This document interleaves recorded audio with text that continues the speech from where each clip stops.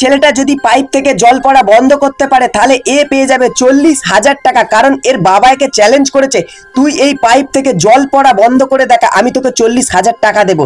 আমার তো মনে হচ্ছে ভাই এই ছেলেটা একদমই পারবে না, এরকম টেপ আর গ্লু দিয়ে কি সব করছে। ভাই আমার মনে হচ্ছে এই ছেলেটার বাবার থেকে 40,000 টাকা জিততেই পারবে না। আবে এখানে কি করছে, পাইপটাকে কেটে ফেলছে কেন? আবে ভাই তাহলে তো আরো কঠিন কাজ হয়ে গেল, পাইপটাকে কেটে ফেলা মানে পাইপটা ছোট হয়ে গেল, তাহলে পাইপ এখানে ভাই জুড়বে কি করে? আবার পাইপ কাটছে। ভাই ছেলেটা করতে কি চাইছে, খালি পাইপগুলোকে কেটে ফেলছে কেন কি জানি ভাই, আমি তো কিছুই বুঝতে পারছি না ছেলেটা এখানে কি করতে চাইছে।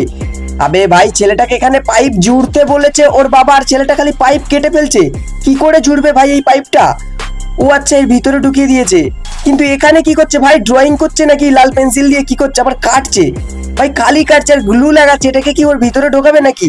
কিন্তু ঢোকালে তো হবে না ভাই, ওই ছোট পাইপটার তো সাইডে কাটাটা ফাঁকা আছে, ওখান থেকে তো জল বেরিয়ে যাবে।